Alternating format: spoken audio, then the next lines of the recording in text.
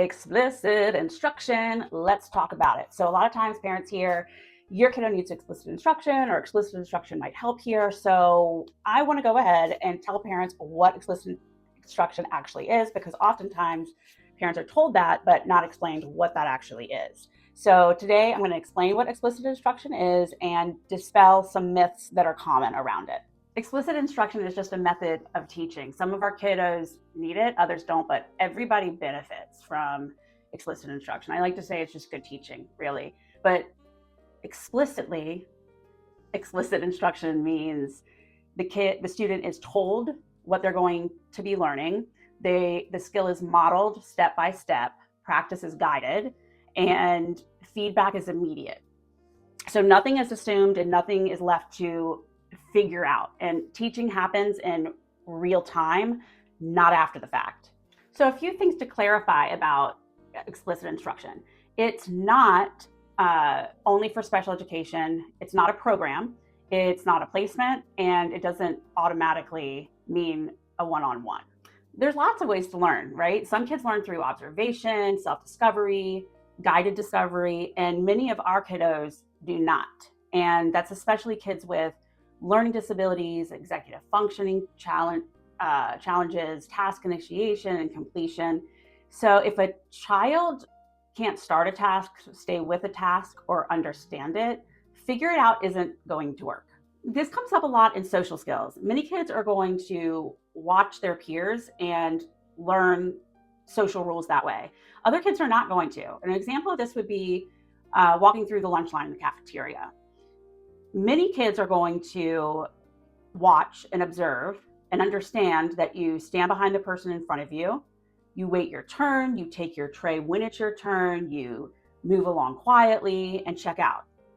Other kids are not going to realize or understand where to stand, when it's their turn, that they need to stay in line, or how to get their food without interrupting.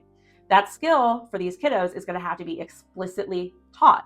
Let's look at another example. What about movie theater etiquette? When I was a kiddo, no one ever taught me when to whisper versus when to be silent, that you don't talk once the movie starts, that giving reaction is okay sometimes, but not constantly. Getting up often is disruptive. I learned that by watching adults react, people being shushed, and noticing what behavior got attention. Explicit instruction is also critical for executive functioning. And what that looks like is, where are we going next? How much time do we have left? What's the first step? What's going to happen if we're running late, right? And explicit instruction is going to help students build internal planning skills and eventually do it independently. Explicit instruction doesn't have to be one-on-one. It can be in a small group. It can be push-in. It can be co-taught. But it does need to be, the small group needs to be a small group.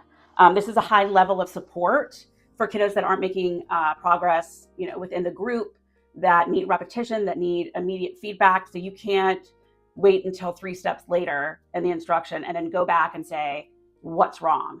The teaching happens as it's happening. Parents at times struggle to get this into the IEP, and that's because some schools assume that it has to be one-on-one, that it's not realistic, that it's too expensive, and that just reiterates the fact that we have to be very specific and document it very clearly in the IEP, and know that if a para, an aide, an IA is providing the explicit instruction, they must be trained in the skill, and real teaching must be happening. It can't just be correction. When I used to teach, and now as I observe, I see a lot of don't do that, try again, and not enough modeling and in the moment teaching and guided practice. You might be surprised to see how often a lesson is taught and all of the teaching has been skipped over and we're going to assessment or knowledge checks. You want to be on the lookout for vague progress reports, big foundational gaps, skills that are not generalizing, and watch for language like The student will receive support. Strategies will be used. Everybody uses strategies, right? You want specific. What curriculum, what method, when, where, how often, who's teaching it, right? If it's vague, it's not enforceable. I promise you, explicit instruction is not a buzzword, not in the least. It is a teaching method that is backed by tons and tons of research and evidence.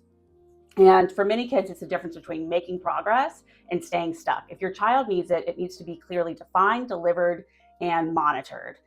I'm Katie, education consultant and former special education teacher. If you have any questions, if I might be able to support you, reach out. Thanks, guys.